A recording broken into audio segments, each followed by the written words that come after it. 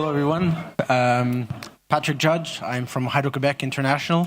I'm Vice President, Business Development Solutions at Hydro. Hydro Quebec is roughly hydroelectric company, 99.8% renewables, 37 gigawatts of wind and water, roughly 32 gigawatts of water, 22,000 employees, $13 billion in revenues. But we also invest in R&D.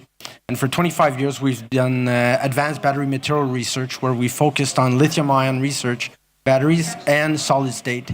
A couple of years back, 2014, we developed an LFP grid-level storage solution that we deploy on our network and networks, and also our remote regions. We have 22 remote communities that are highly diesel-dependent, and our focus is to green the north, if we can say that, and to reduce that dependency on diesel while providing storage solutions. We're kind of Goliath. We're a large hydroelectric company, so we're slow to move. So we're good in research, good in products development. The battery we've developed is 20,000 cycles, 100% depth of discharge, 20-year calendar life, highly safe, high cycle.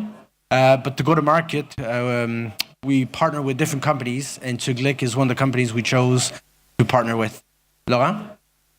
Hi, everybody. Laurent Batiello from Tugliq Energy. I'm the president and CEO. Tugliq Energy has been created several years ago to tackle one of the energy issues that is linked to climate change.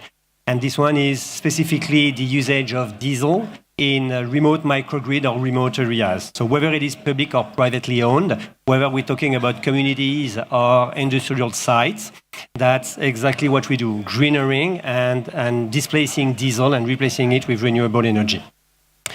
As we were born in Quebec, we first of all looked at our backyard, the Arctic. So everything that's above the Arctic Circle is something that's interesting for us. And there we developed what we call the Raglan project. It's a mining operation that we've decided to partner with to make it greener. It's a mine operated by Glencore. And what we've done there, we've built wind and storage, or we've installed wind and storage technology to displace diesel.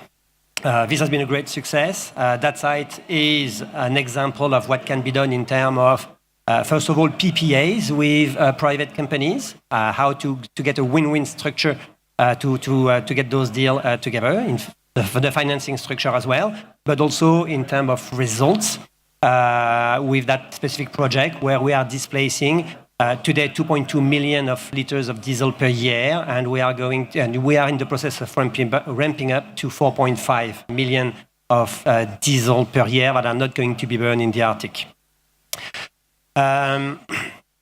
Today, with Hydro Quebec, we are ramping up and we are also looking at different areas. So what we are doing in the north is exactly the same as what we could do in Africa, for example, and that's the next frontier where we're going to.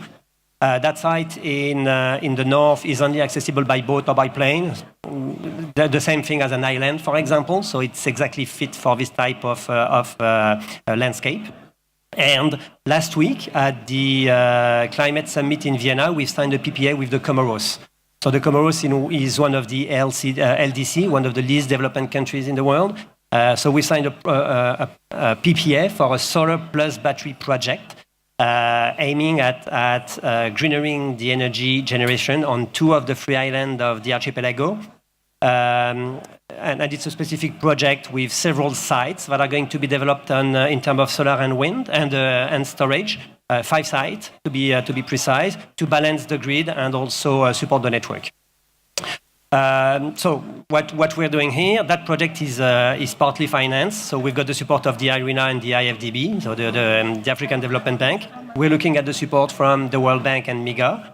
And we're looking also at speeding up the deployment. The solution that we've created for the Comoros can be deployed in many other countries in Africa. Cookie cutter, replication of the exact same process and project.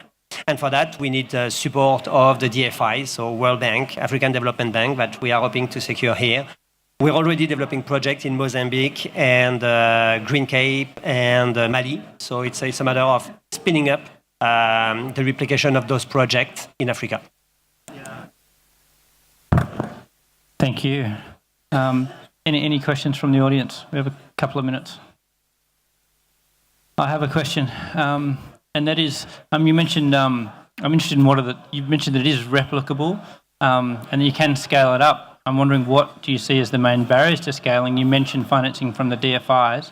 What other main obstacles do you see in scaling up? So the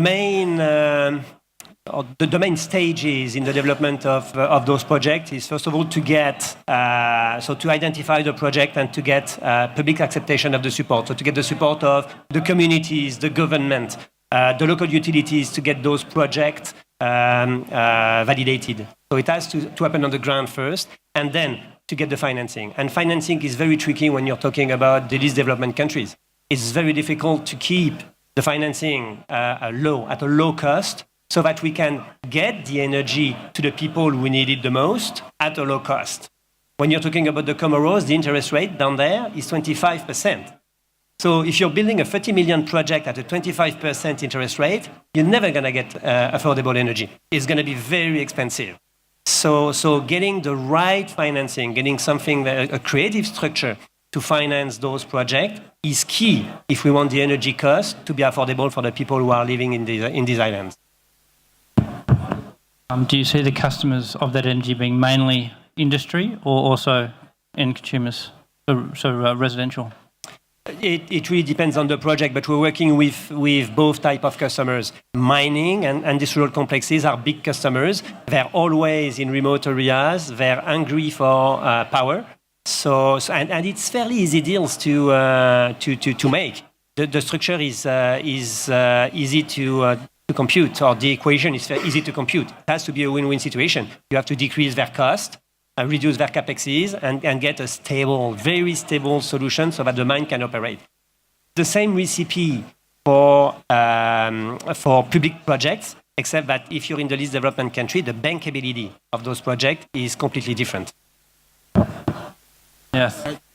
Quickly, we also aim to have simple solutions. So when we talk about cookie cutter projects, is to have something that's easy, simple to deploy in those areas, and you can scale upon that. So if you want to start with solar, you can then move to wind, micro wind, and other different renewable technologies. So the simpler it is to deploy, the quicker, and then you can control the cost at that point. Yeah, thank you. I think storage is the way of the future in terms of helping balance renewables. So it's a very exciting technology. Thank you very much for talking with us today. Please join me in thanking them.